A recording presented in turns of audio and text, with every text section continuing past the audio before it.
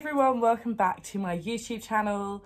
It's Celiac Teenager. I am very sorry that I have not been active for a very long time on my channel.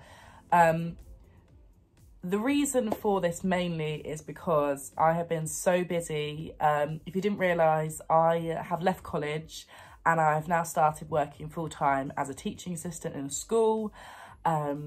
Since September I've been doing that, and to be honest, that has been my main priority. And because I'm working full time, it gives me not much time to be able to do much else. So I had a bit of free time and I just thought, I want to start my channel back. And I thought that I'd start it back with something I haven't actually done before. I've done similar things, but I thought, you know what, this is a good start back to my channel.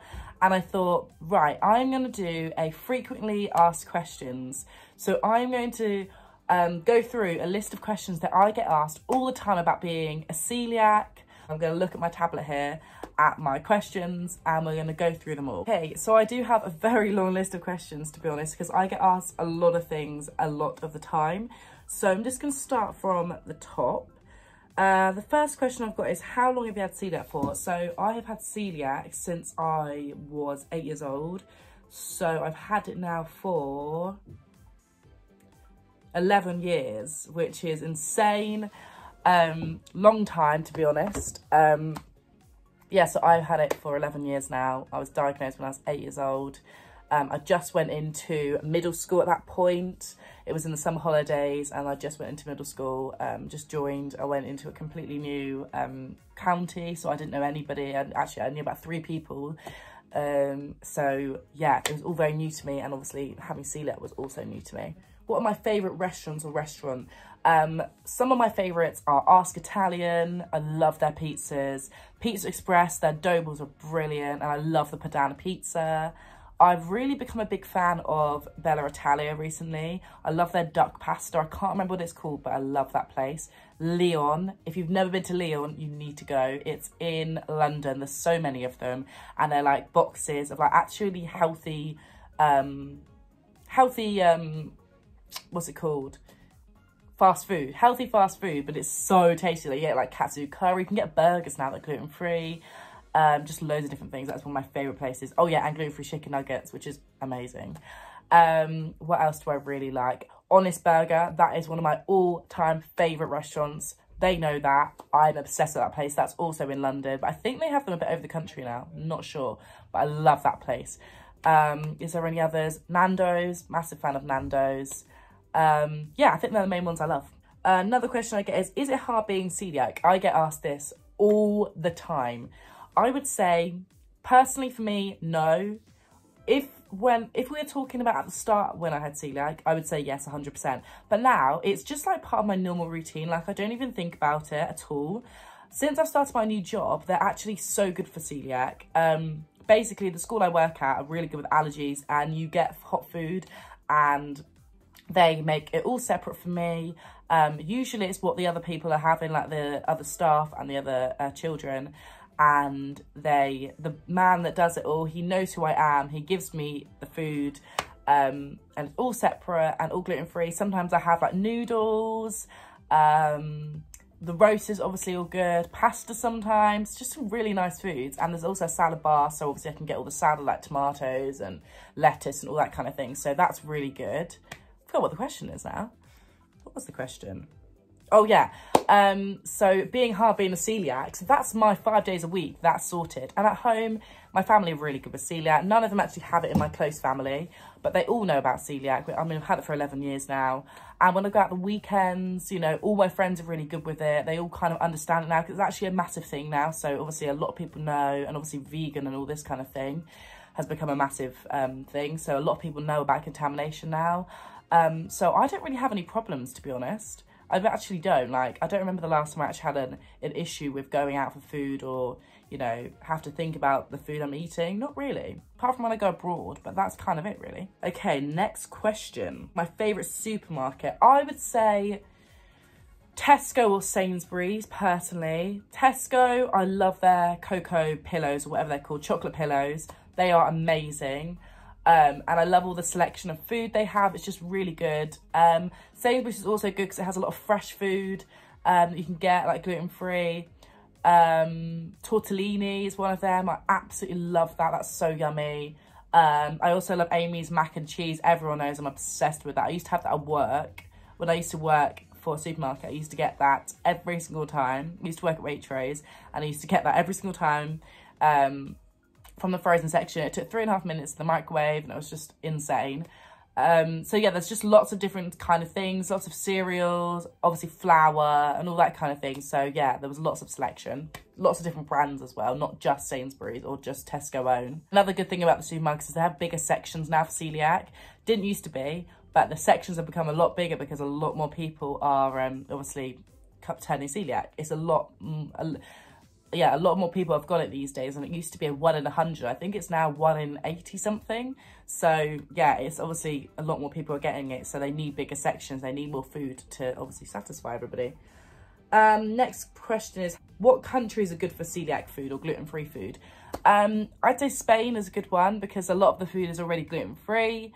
Obviously like paella, whatever you want to call it. What I always advise is getting a gluten-free translation sheet. So it says about contamination, it says what's in gluten, and you give it to the restaurant owner or whoever is serving you, and they can make sure they can check exactly what is gluten-free.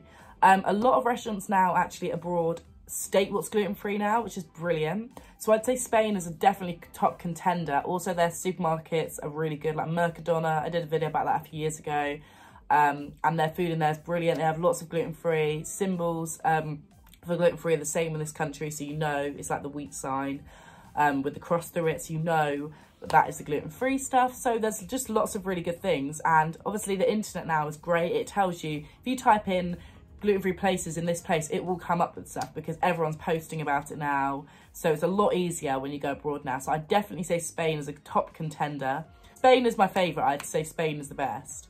I'm trying to think of other places I've been. Rome was quite good actually. There was a lot of gluten-free selection there.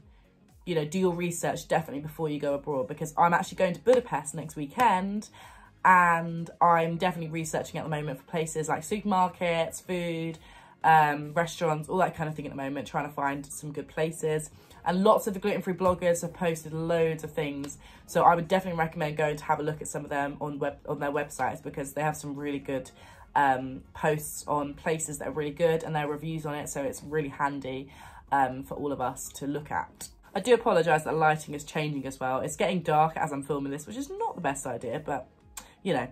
Right, next question is celiac disease genetic? Yes, it is genetic.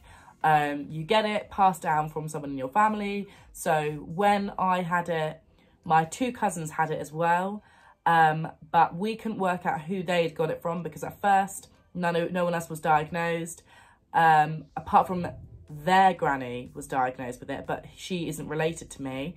But then a few years later, my granny found out she had it, so now we know it's from her. And then throughout time, a lot of my family have been diagnosed, like my uncle, my auntie, about 5 more of my cousins. So I think now we're up to 11 out of 18 of us with celiac, 10 or 11. It's gone up a lot, and they still think that a few of us have it. A few more people in my family have it. So yeah, it's genetic, and it for some reason comes on after time. Like it doesn't like start when you are born. So I don't know how that works. I'd be so interested if someone knows how it suddenly comes on, because obviously I got mine when I was 8. I started having symptoms for it when I was about 7, but I didn't know till I was like, I didn't have it before that. So I'm not really sure how that works, but yeah, it is genetic. Next question is, when is it a struggle being a celiac? I'd say it's a struggle when you're abroad, because you have to actually look for places. You can't just like, well, sometimes you can go into a restaurant and ask, but it's not so easy like that. So you have to do your research. I also say it is a struggle when you're a bit younger and you go to parties and everyone's eating certain food and you can't eat it. I used to struggle with that a lot, and it used to be quite sad that I was just there with my little packed lunch or whatever, because obviously there was no gluten-free at that point. Like you literally could have a salad, and an 8-year-old doesn't want the salad. So yeah, it's a bit of a struggle then.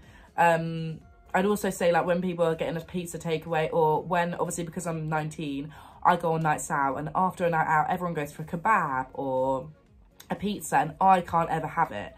So that's always a struggle because firstly, I'm hungry. Secondly, I can't eat it because of contamination. And also, I don't even know if kebabs are really celiac safe anyway. So yeah, that is an issue that I face these days. But when I was younger, it's definitely at parties, feeling a bit left out, that kind of thing. And also another struggle, actually, I've just realised, is you can't just like randomly pick up anything you want. Like you have to actually pick out of the selection you're given. Like you can't just think, oh, I really feel like a chocolate bourbon. If there's no chocolate bourbons, then you can't have it. So you can't just like fully pick what you want. Like you have to actually like look from the selection they have in supermarkets or in restaurants as well. Next question is it harder being celiac when you're younger or you're older? 100% when you're younger. It's so much different because you don't understand it as much. And if you're going to parties, like I just said in the last question, it is a bit of a struggle and you feel a bit, I felt quite upset a lot of the time, not being able to eat what everyone else was eating. And also you don't fully understand contamination and all that kind of thing. But when you're older, you understand it a lot more. You know, you kind of can research yourself places that you can have. And your friends or your family will go to places that you can actually eat at. They're not just going to be like, right, we're going here and you can just sit there. So I definitely say when you're younger, it's a lot more of a struggle because you can't have things like party rings. You know, I used to love all that kind of thing. But yeah, so I definitely say when you're younger. But, you know, it's different for everybody. But personally for me, definitely when I was younger, it was harder. What was it like having celiac at the start? When I first got diagnosed, it was awful. There was no gluten-free in shops. You could only go to health food shops like, what's it called? Harrod and Barnett? No, was it? The health food shops. You could only go in those health food shops to buy anything. It was so overpriced, like even worse than it is now. I literally just remember eating rice cakes. The gluten-free bread, there wasn't really much. On prescription, you had one, I think it was Javela, which I still love to this day. And that was nice, but they're tiny pieces. They still are now, to be fair. The selection was just horrific. Basically, you had to kind of make your own stuff. And at first, we didn't really understand celiac that much. Like, we didn't know much about it. Like, only 2 of our cousins had it. It wasn't well known in general. Like, no one else really knew about it. If you asked anyone, they'd be like, what is that? Compared to now, everyone knows what gluten-free is because, you know, vegan's a thing, dairy-free is a thing, everyone's trying different milks, you know, all that kind of thing. So yeah, having it at the start wasn't really the nicest. And obviously because I was young, I didn't really understand it. I wanted to eat everything else. I didn't want to eat all this rubbish food. So I did feel a bit sad about it at times because I was quite sensitive as a child anyway. So it didn't really help. And when I was in school, they were actually really good at the start. When I first joined my middle school, they gave me jacket potatoes or they made me something really nice. But weirdly, after a couple of years, I think I've talked about this before, they actually stopped doing gluten-free because they were spending so much money apparently that they stopped it completely and all I could ever have was a jacket potato. And I wasn't going to have 5 days a week have a jacket potato. Even though I love a jacket potato, I'm not having it 5 days a week. So I started having packed lunches, but in my middle school, if you were a packed lunch person, you sat in the packed lunch section. If you were hot dinners, you sat in the hot dinners. All my friends had hot dinners. None of my friends had, whatever it's called, packed lunches. So I always snuck my food into the hot dinner section. One day they worked out that I was sneaking it in every time and I had to end up sitting on my own in the sandwich section, and I got really upset about it because none of my friends were in there. So, you know, it's quite difficult when you're young. And I didn't really think that was a fair system, but that was how they did it at that school. I think they've changed it now, which is good. But yeah, that's why I kind of stuck to having, and then I ended up going back to just having jacket potato every day so that I could actually sit with my friends at lunch. So yeah, I would say it was quite tricky at the start, I have to say. But these years, I really don't even think about celiac. Like, I'm just kind of like, it's a normal thing. Like, it doesn't really bother me in my day-to-day life. So definitely was hard at the start, I have to say, especially being a young child as well. Another question, who has celiac in your family? So in my family, I have celiac, my granny has celiac, and I think someone else is about to get diagnosed with it. So 10 right now, but could be potentially 11. No one in my actual close family has it, which is quite surprising.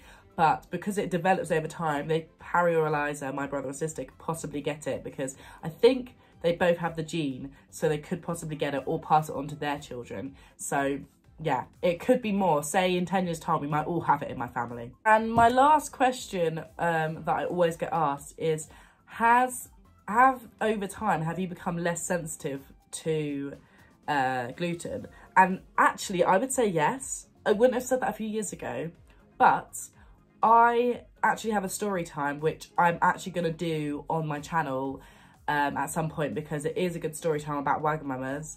I love Wagamamas, but I did have an issue with it on my birthday, actually, that I do want to share at some point.